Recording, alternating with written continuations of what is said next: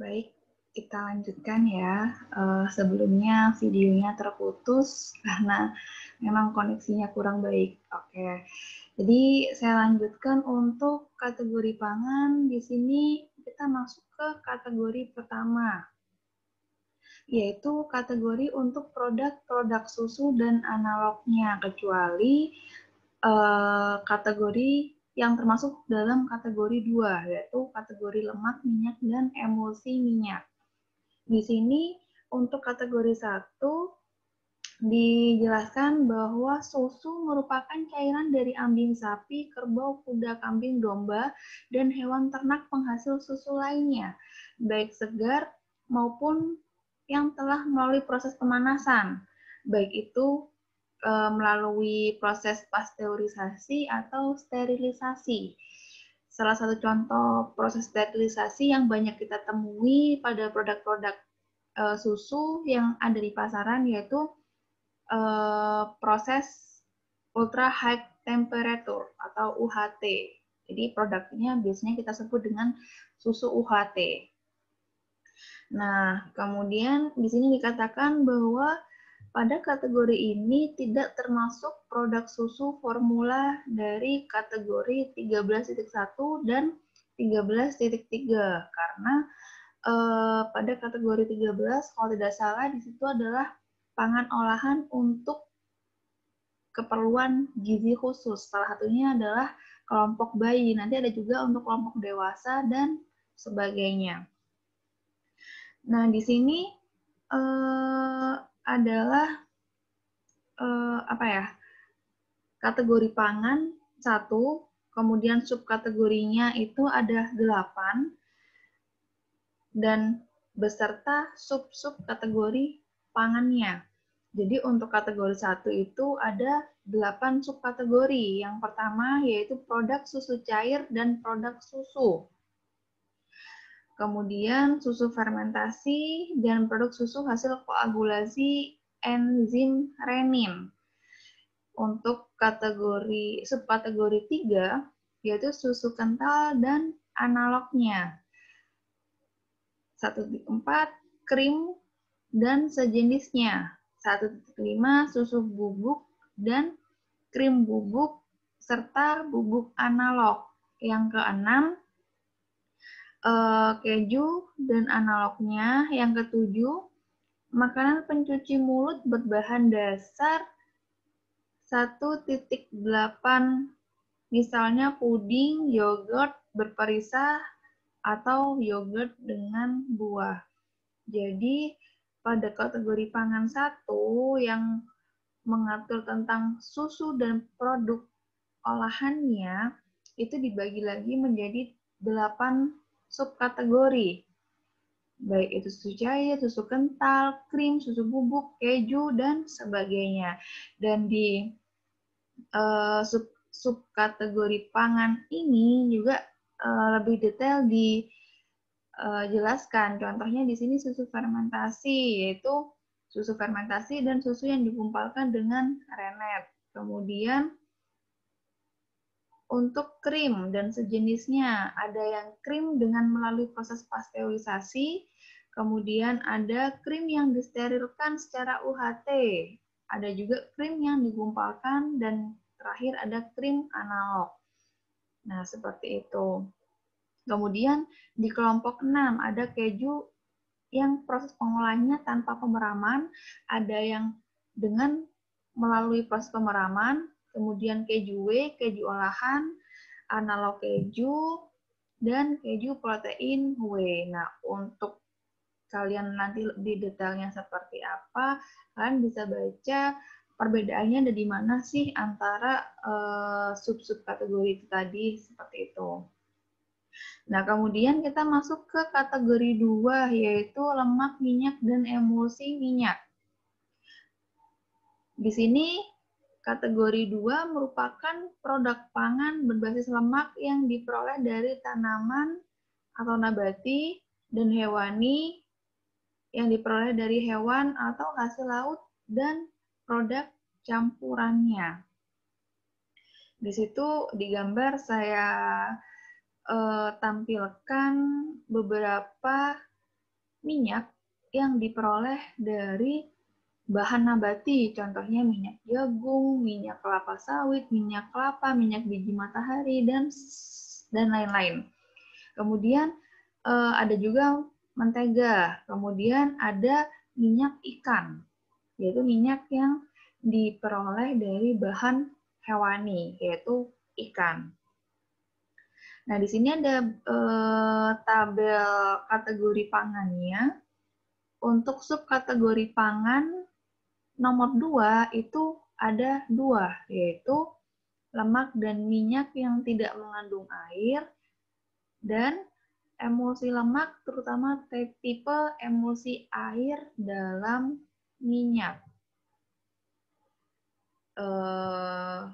Untuk subkategorinya bisa dilihat sendiri, contohnya lemak susu, minyak mentega, kemudian minyak nabati, itu masuk ke dalam subkategori 2.1.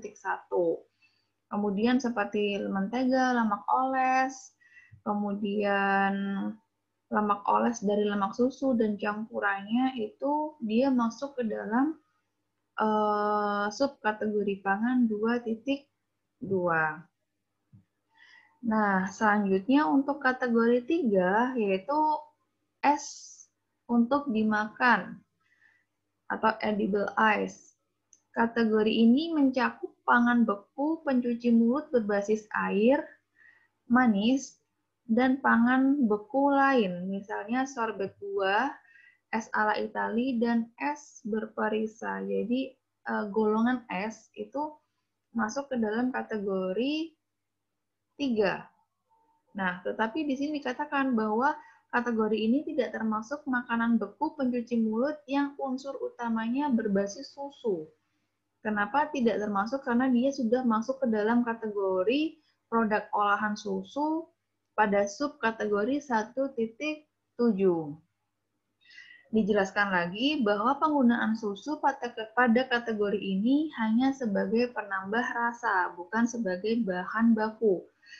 Jika dia basisnya adalah bahan baku susu yang diolah menjadi bentuk es atau produk es, maka dia masuk ke dalam subkategori 1.7 atau produk olahan susu. Nah, di sini ada beberapa macam es yang dicantumkan pada peraturan BPOM tersebut. Ada es batu, ada water ice, es mambo, es stick, es buah, es puter, dan lain sebagainya.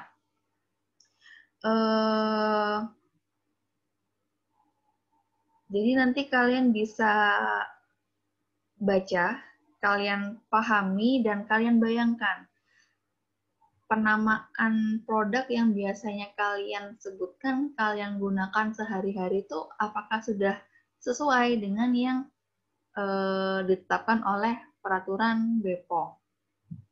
Nah, di sini ada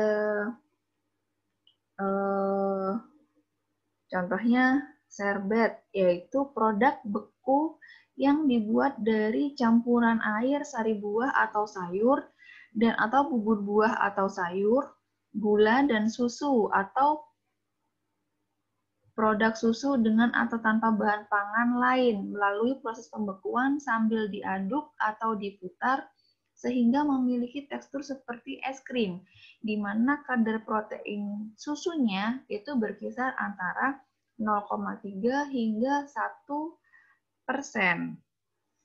Sedangkan es rasa susu, dia itu kadar proteinnya kurang dari 3% maksud saya, seperti itu ya. Kemudian di sini juga ada dalam bentuk premix es bentuk bubuk, ada premix es bentuk cair, dan ada juga sediaan cair yang dikonsumsi dalam keadaan beku. Jadi segala produk, segala hal yang bentuknya itu es, dia tergolong dalam kategori pangan nomor 3. Dan kalian bisa pahami bahwa macamnya banyak sekali, seperti yang saya cantumkan pada slide di materi ini.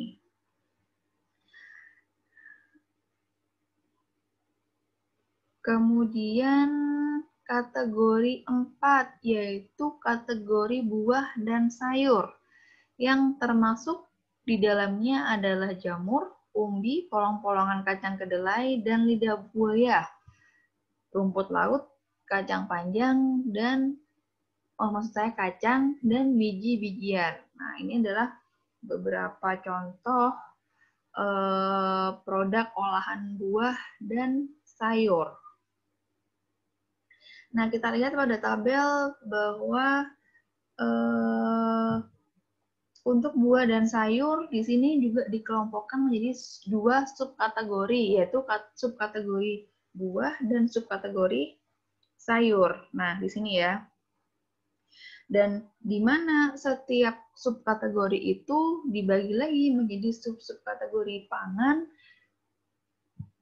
menjadi dua jenis juga, yaitu dalam bentuk segar dan dalam bentuk olahan. Jadi buah segar dan buah olahan. Yang untuk subkategori 2 yaitu sayur segar dan sayur olahan. Masuknya apa saja? Contohnya buah segar di sini disebutkan ada beberapa macam, yaitu buah segar utuh tanpa perlakuan disajikan setelah dipanen. Kemudian ada juga buah segar utuh dengan permukaan diberi perlakuan. Salah satu contohnya yaitu pengolesan atau pelapisan dengan lilin. Kemudian yang terakhir buah segar kupas atau dipotong, seperti itu. Nah, untuk buah olahan, jenisnya ada beragam, yaitu buah beku, buah kering, buah dalam cuka, minyak, dan larutan garam. Kemudian ada buah dalam kemasan, kemudian jam, jelly, dan marmalat, buah bergula, dan lain sebagainya. Kemudian masuk ke dalam subkategori yang kedua yaitu produk sayur. Ada sayur segar dan sayur olahan. Di sini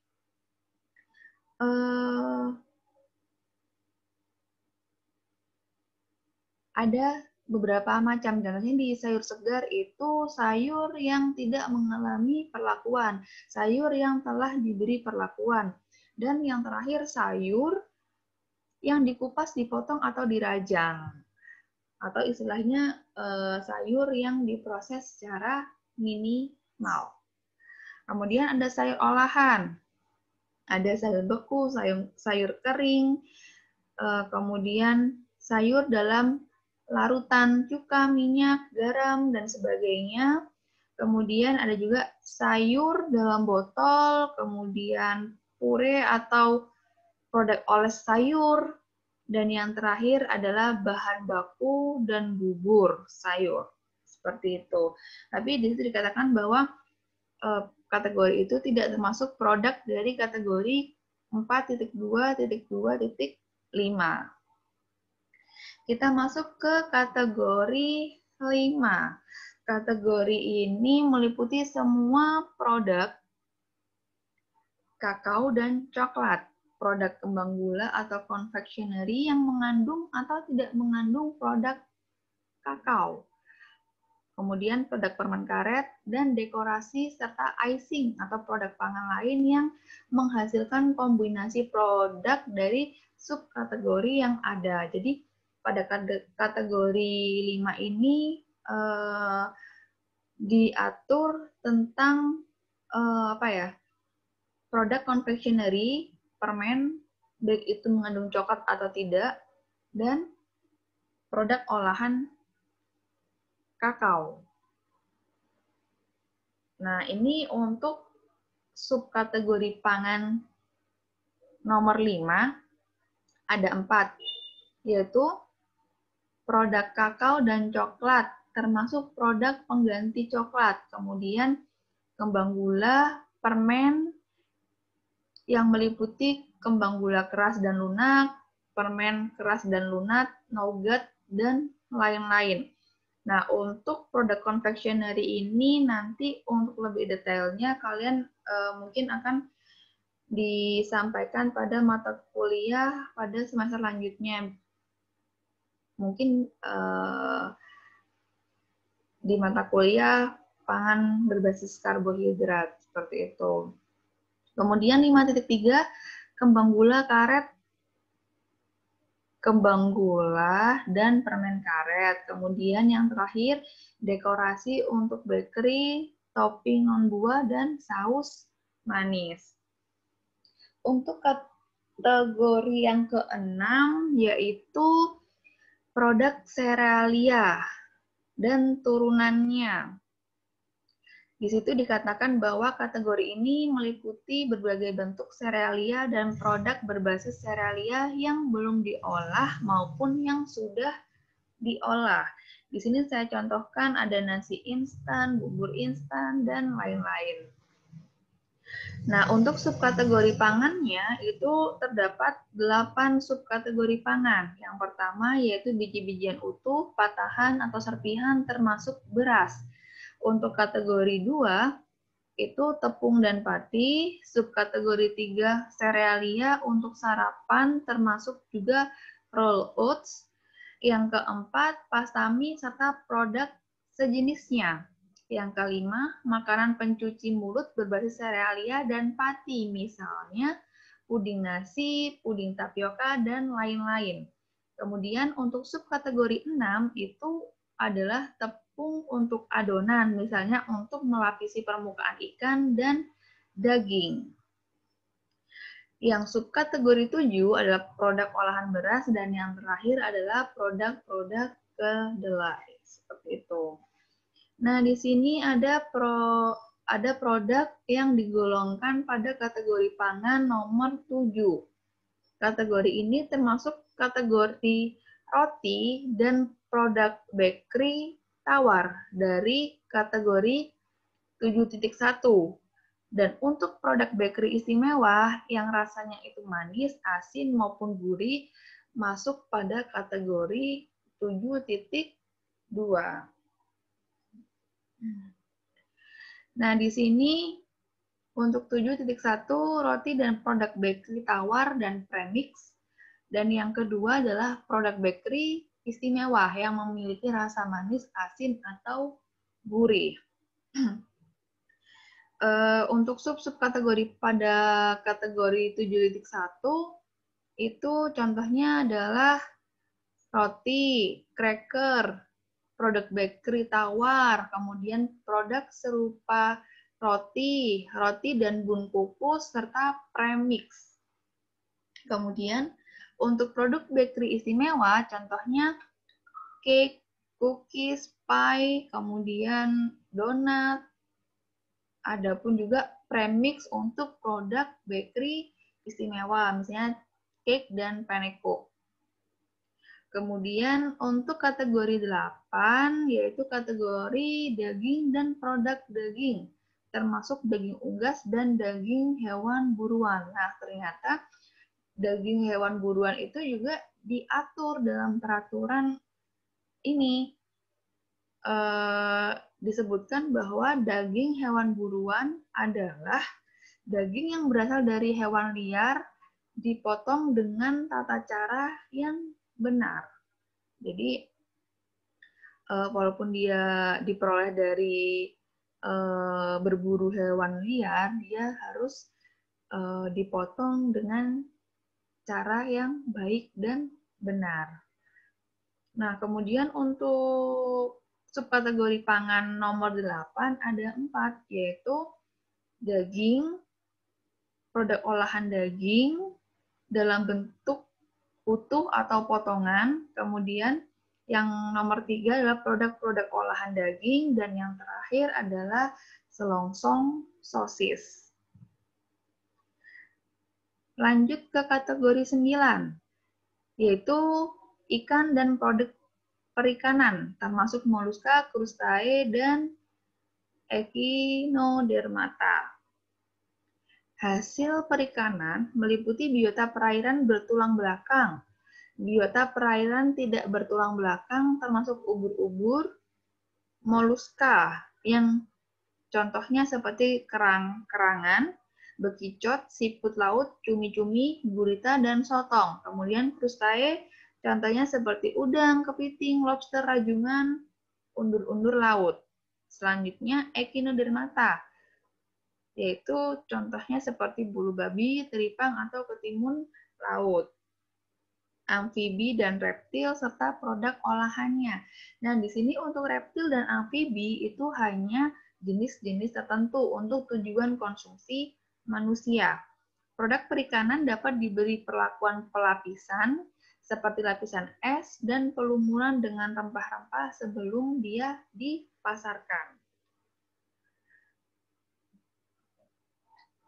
Untuk subkategori pangan nomor 9 itu ada 4, yaitu ikan dan produk perikanan segar, ikan dan produk perikanan yang telah mengalami proses pengolahan, kemudian yang ketiga, ikan dan produk perikanan yang semi awet, dan yang terakhir, ikan dan produk perikanan yang diawetkan, yang dikalengkan atau difermentasi, termasuk moluska, krustase, dan echinodermata. Kita lanjut ke kategori nomor 10, yaitu telur dan produk-produk telur. Kategori ini termasuk telur segar dalam kerabang atau cangkang, yang termasuk dalam kategori 10.1. Produk yang dapat mensubstitusi telur segar masuk dalam kategori 10.2, serta produk-produk telur lainnya yang masuk dalam subkategori 10.3 dan 10.4. Nah, di sini contohnya untuk subkategori pangan, pada kategori pangan 10.1 ada ikan segar, kemudian moluska, krustase, dan echinodermata segar. Untuk yang subkategori 2, tentunya produk telur cair, beku, dan yang telah dikeringkan atau dipanaskan hingga dia mengalami koagulasi. Kategori 11 yaitu gula dan pemanis termasuk madu. Kategori ini meliputi gula yang terstandarisasi dari kategori 11.1, produk yang tidak terstandarisasi yaitu 11.2, 11.3, 11.4, dan 11.6, serta pemanis alami yaitu pada kategori 11.5 termasuk madu. Jadi pada kategori gula ini atau pemanis dia ada produk yang sudah terstandarisasi dan ada juga yang tidak terstandarisasi. Nah, kita lanjut ke tabel subkategori pangannya. Ada 6 subkategori pada kategori pangan nomor 11. Yang pertama adalah gula mentah dan gula rafinasi atau gula yang dimurnikan. Kemudian nomor 2 gula merah, nomor 3 larutan gula dan sirup, gula invert, termasuk juga trikel dan molasses. Kemudian gula dan sirup lainnya, nomor 5 madu, dan yang terakhir adalah pemanis, termasuk pemanis buatan. Nah, kategori 12 di sini adalah produk garam, rempah, sup, saus, salad, dan produk protein. Langsung saja kita lihat ke tabel subkategori pangannya. Di sini untuk subkategori nomor 1 dia garam dan pengganti garam. Kemudian herba, rempah, bumbu, dan kondimen. Yang ketiga cuka makan, mustard, kemudian sup dan kaldu, saus dan produk sejenisnya, 12.7, produk oles untuk salad dan sandwich. Untuk 12.8, ragi dan produk sejenisnya, 12.9, bumbu dan kondimen dari kedelai, dan yang terakhir adalah protein produk. Nah, di sini untuk kategori 13, pangan olahan untuk keperluan gizi khusus. Apa sih yang dimaksud dengan pangan olahan untuk keperluan gizi khusus yang biasa disingkat dengan PKGK? PKGK adalah pangan olahan yang diproses atau diformulasi secara khusus untuk memenuhi kebutuhan gizi tertentu karena kondisi fisik atau fisiologis dan penyakit atau gangguan tertentu. Jadi komposisi pangan tersebut harus berbeda dengan pangan yang serupa sehingga komposisi tersebut mendukung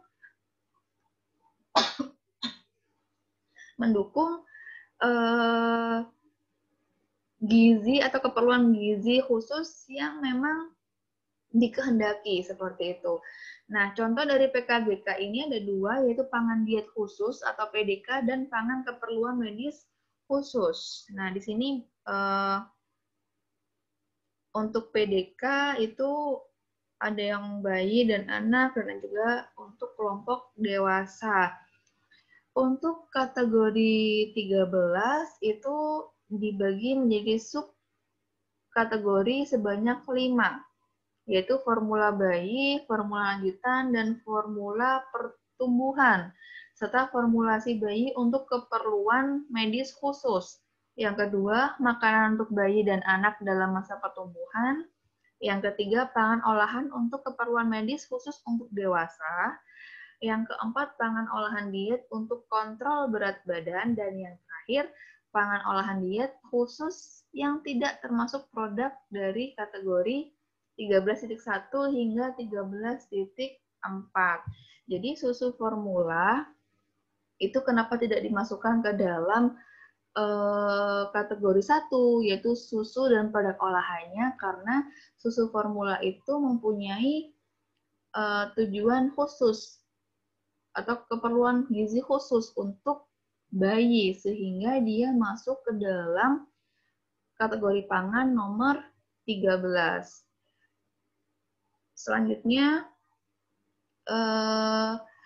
kategori 14, yaitu produk minuman yang di dalamnya tidak termasuk produk susu.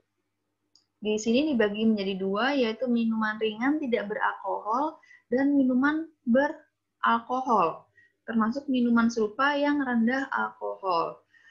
Nah, untuk sub-kategori pangannya bisa dilihat pada tabel. Jadi, untuk minuman ringan tidak beralkohol, contohnya minuman berperisa, minuman teh, kopi, dan sebagainya. Kemudian untuk minuman yang beralkohol, contohnya bir, anggur, dan lain-lain. Kategori 15 yaitu kategori makanan ringan siap santap. Kategori ini termasuk semua jenis makanan ringan, asin atau gurih, dan rasa lainnya. Nah, di sini dibagi menjadi 3 subkategori, yaitu makanan ringan berbahan dasar kentang, umbi, serealia, tepung, atau pati. Yang kedua, olahan kacang, termasuk kacang terlapisi dan campuran kacang. Dan yang terakhir, makanan ringan berbasis ikan. Oke, kemudian kategori yang terakhir yaitu kategori 16. Kategori ini tidak termasuk kategori pangan 01 hingga 15. Di mana kategori 16 ini terdiri dari campuran produk pangan dari kategori pangan 1 hingga 15, minimal 2 kategori. Sekian presentasi untuk materi kategori pangan. Nanti akan saya lanjutkan di video selanjutnya untuk materi macam dan jenis pangan olahan. Seperti itu ya. Nah, untuk pertanyaan, silakan kalian tuliskan pada kolom komentar yang nanti akan kita bahas pada forum diskusi. Oke, terima kasih atas perhatiannya. Bertemu lagi pada materi selanjutnya. Semangat belajar dan sehat untuk kita semua. Terima kasih. Wassalamualaikum warahmatullahi wabarakatuh.